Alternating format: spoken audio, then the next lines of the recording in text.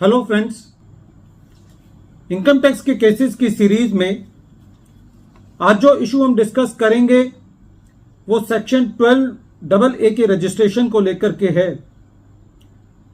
जैसा कि हम सब जानते हैं कि जो पुरानी रिजीम थी जहां पर commissioner of income tax exemptions को ये पावर थी कि यदि कोई एसएससी अपनी 12A की रजिस्ट्रेशन को अप्लाई करता है तो सीआईटी एग्जम्पशंस के पास ये पावर थी कि वो एग्जम्पशन उसको पिछले सालों के लिए भी दे सकता था, या दूसरे शब्दों में ये कहा जा सकता है कि जो रजिस्ट्रेशन के लिए लेट अप्लाई किया है उसको कंडोन कर सकता था। लेकिन बाद में इस कंडोनेशन की पावर को ले लिया गया तो चैरिटेबल इंस्टीट्यूशंस के सामने एक ये बड़ा इशू आया कि यदि कोई चैरिटेबल ऑर्गेनाइजेशन सेक्शन 12AA की रजिस्ट्रेशन को अप्लाई करती है तो वो उसको रजिस्ट्रेशन प्रोस्पेक्टिवली मिलता है। तो ऐसी परिस्थिति के अंदर पुराने सालों में एसएससी को सेक्शन 12AA का रजिस्ट्रेशन का बेनिफिट मिलेगा या नहीं मिलेगा, यही चीज प्रेजेंट केस में पुणे आईटीएटी ने एक judgement Indian medical association versus additional joint commissioner of income tax appeals के केस में डिसाइड किया। यह case 113 ITR tribunal short note 60 पर रिपोर्ट हुआ और इस केस का जजमेंट 26 जून 2024 को आया। एसएससी ने सेक्शन 12AA का रजिस्ट्रेशन 15 जुलाई 2016 को अप्लाई किया और उसको यह रजिस्ट्रेशन 28 अक्टूबर 2016 को मिल गया। कहने का मतलब यह था कि जो रजिस्ट्रेशन मिला वो 28 अक्टूबर 2016 को मिला और वो registration at the face assessment year 17-18 से एप्लीकेबल है। जब एसएससी को ये रजिस्ट्रेशन मिला तो उस रजिस्ट्रेशन मिलने के बाद सीपीसी ने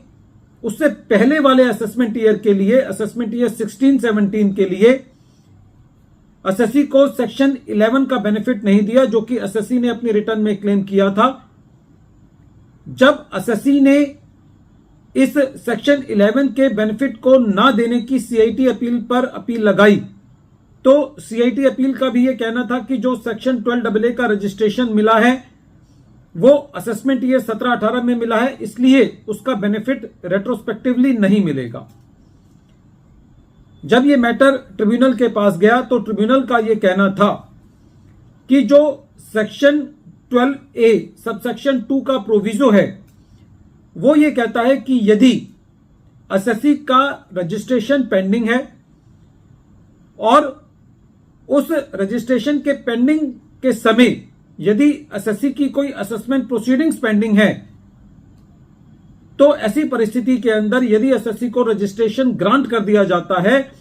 तो वो रजिस्ट्रेशन का बेनिफिट एसएससी को पुरानी असेसमेंट प्रोसीडिंग्स के लिए भी मिलेगा। अब प्रश्न ये उठता है कि असेसमेंट प्रोसीडिंग्स का क्या मतलब है?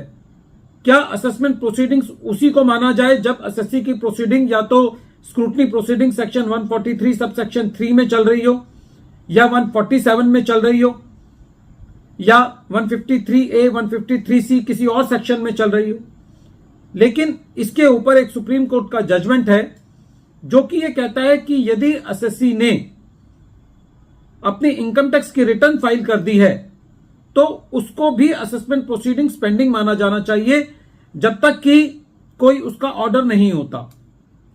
प्रेजेंट केस में असेसमेंट ईयर 16-17 का जो सेक्शन 143 सबसेक्शन 1 का जो ऑर्डर पास किया गया वो 2 जनवरी 2018 को पास किया गया एसएससी के रजिस्ट्रेशन मिलने के बाद।